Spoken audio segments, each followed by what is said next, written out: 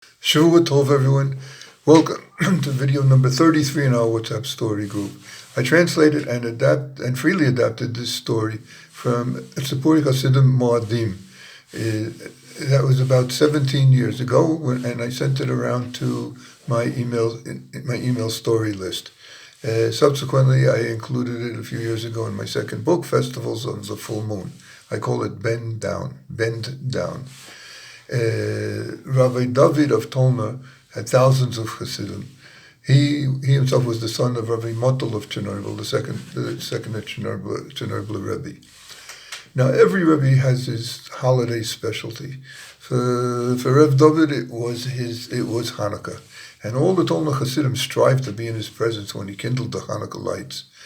And he would clearly be in an exalted state. It was awesome and very intensely focused. But not just him, the menorah itself was extraordinarily impressive and awe-inspiring. It was made of solid gold and magnificently crafted with intricate designs. The Hasidim who merited to be present would be inspired, and the nights of Hanukkah in Tolna would be filled with joyous songs and melodies.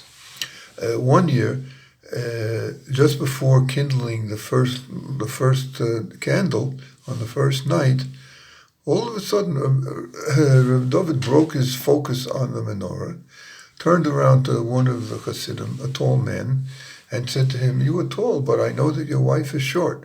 What happens when you want to speak to her? Do you bend down to her, or does she have to stand on her toes to try to reach up to you?"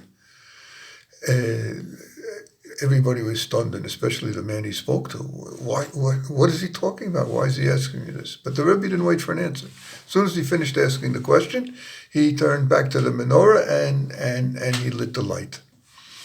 So there was, as usual, there was an inspiring Chanukah evening, and hours later, when the Rebbe left, so the Hasidim started discussing what was this very strange statement that he made, or a strange question that he asked. And nobody had the faintest idea. However, also present there was the grandnephew of the Tolna Rebbe, that is his brother's grandson. This was Rabbi Mordechai Dov of Hornsteipel, subsequently to be the Hornsteipler Rebbe, but then he was young. He had a very interesting lineage. He was named Mordechai Dov after his two maternal grandfathers, Mordechai, the Chernobyl Rebbe, Reb Motel, and Dov, the second Lubavitch of Rebbe, Reb Dov Ber, the Mittler Rebbe. Also, he was descended from Rebbe Zusha, and he was the son-in-law of the Divrei Chaim, Rabbi Chaim of Sanz. He had come to Tolna to visit with his elderly relatives for a while, and when he saw that the Hasidim couldn't penetrate at all what the Holy Rebbe had said, he decided to join in. He cleared his throat. Everybody turned around to look at him, and he said, "I see you don't understand what my holy great uncle said. Let me explain it to you." It is taught in Kabbalah that, quote, "the divine presence, the Shekhinah, never descends lower than 10." End quote. The only exception in the world of holiness is Hanukkah, where one of the laws of Hanukkah, of lighting the lights, is that the menorah has to be positioned less than 10 tefachim high from the ground. 10 referring to 10, so the 10 refers to 10 tefachim. We're talking about 80 centimeters, approximately 3.2 inches.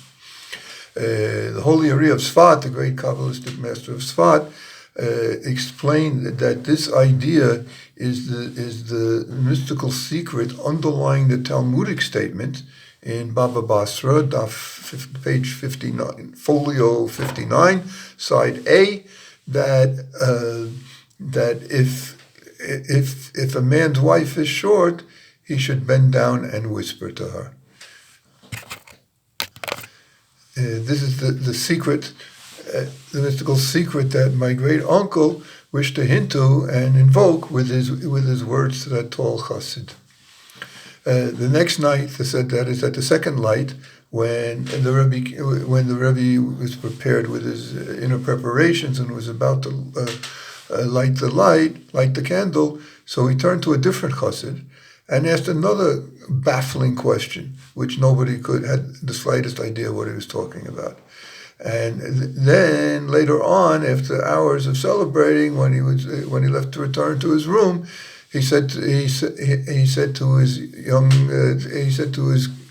great nephew, the young tzaddik, he said, "This time you're not going to be able to explain it to them." And so it was. Wishing everybody a happy, light-filled, delightful, enlightening Festival of Lights.